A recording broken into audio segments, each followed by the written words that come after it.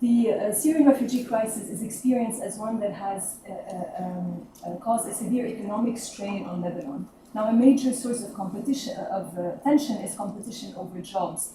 The Lebanese complain about increases in unemployment, increases in the prices of rent, goods, and services. They blame the Syrians for unfair competition, saying the Syrians are receiving humanitarian aid and they can afford to work for lower wages. So they're bringing wages down and they're driving the Lebanese out of their jobs.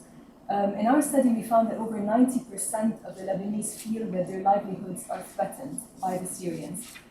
There's also a perception that the Syrians are abusing the aid system, so they're claiming multiple benefits from different aid organizations, from different municipalities, and there's a suspicion towards the intention of Syrian refugees, with some saying they're not really here because they're running away from persecution and are afraid for their safety. They're really there and staying there because of personal economic gains.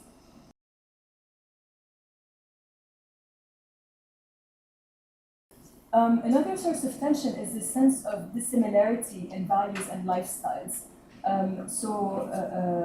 95% of the Lebanese feel that their value system and ways of life are threatened by the Syrian refugees.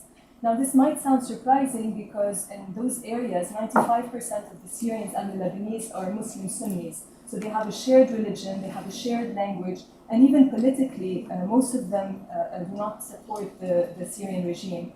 On the other hand, it's not so surprising when you think that in various towns, the population size has doubled, and in some areas, the locals have become a minority. One person told us 2 years ago, we did not used to see beer cans on the street. Now we see many of those.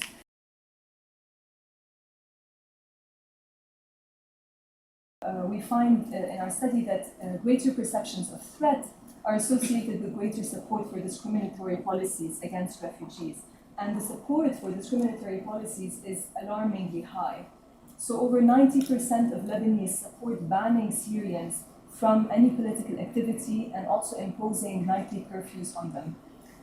Recent figures actually indicate that around the country, around 400 municipalities impose some kind of curfew on Syrian refugees, so restricting their freedom of movement. And in our study, we found that over 3/4 of Lebanese support banning Syrians from working.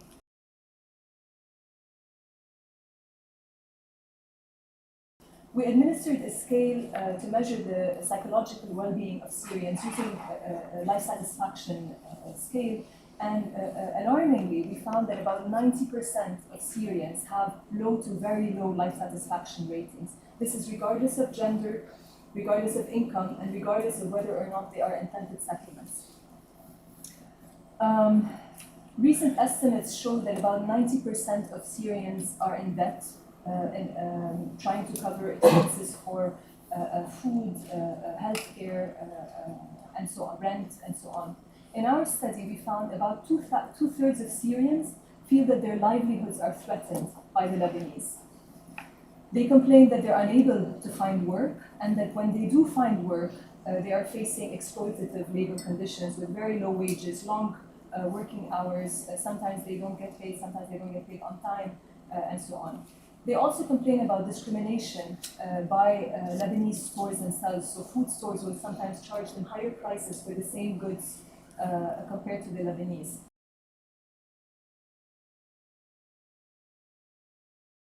Marriage for young girls is seen as a way out, basically to protect them and provide them with economic sustenance.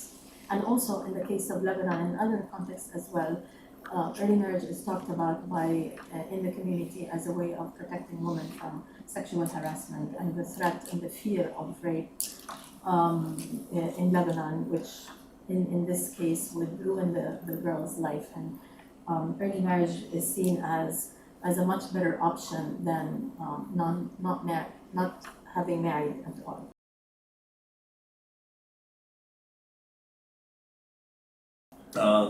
There are closed sectors, so Syrians could not work in education, for instance, or hairdressing. Right? I mean, those would make sense. Right? Engineering, medicine. So you can be a Syrian and you can get a permit, but it basically goes to manufacturing, construction, agriculture. Those are the primary open sectors.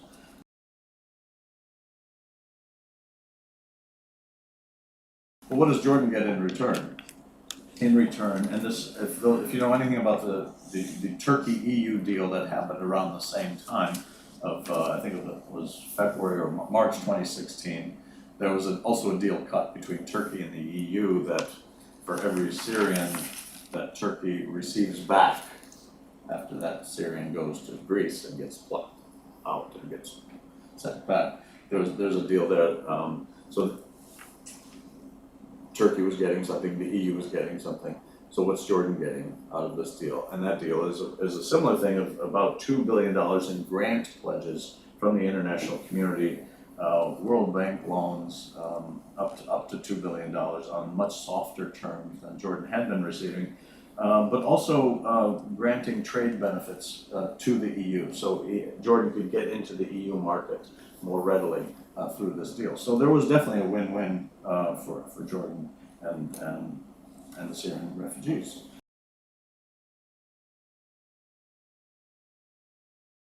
Convincing people to leave their informal work, where they were making pretty good money. In some cases, they were making above minimum wage. It just was not working. It was, why? Because they could have formal jobs. They could get more rights, and the ILO was especially pushing this. It's like, you have the right, you have more workers, you have more rights as a worker that you're just not receiving. And we talked about this, I think, before we even started, how Syrians just don't want to. Employers like to hire people and be able to fire them at the drop of a hat and not pay Social Security and not pay maternity leave and not pay paid vacations, etc. And so there is this just this sense of for the refugees themselves, they feared, their biggest fear was to lose benefits from the UNHCR, from the international community, from the NGOs that were helping them.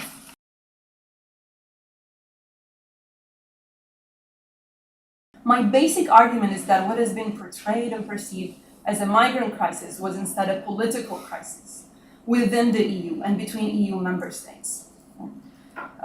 Europe's economies, societies, and institutions could be resilient enough to take in far greater numbers than they did. And I'll have some numbers just to give you a sense in proportion to what we've been talking about so far in the region, what's happening in Europe, what's happened in Europe. So let's take a first step. In general, globally, 86% of the world's refugees today reside in low or middle income countries, against 70% 20 years ago. So more and more of the refugees are in the global south.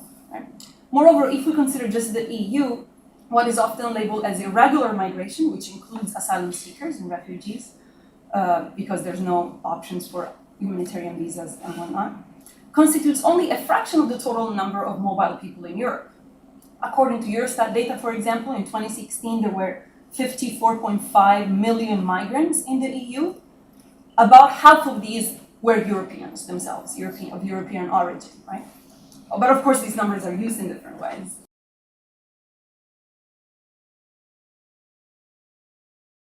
On the policy design front, the pattern of securitization can be traced to the 2015 EU Agenda on Migration and all the subsequent documents. This was the kind of bigger framework, right? And then all the subsequent documents, action plans, reports, recommendations, communication that EU policymakers crafted in response to this migration crisis. These documents are often coupling together the agenda on migration and the agenda on security, which deals primarily with terrorism, so how to avoid the infiltration of terrorists, and especially after Brussels and Paris. Priority is given to identification, fingerprinting, and detention, revealing this push towards efficiency, quantification, and control of people crossing the border, right?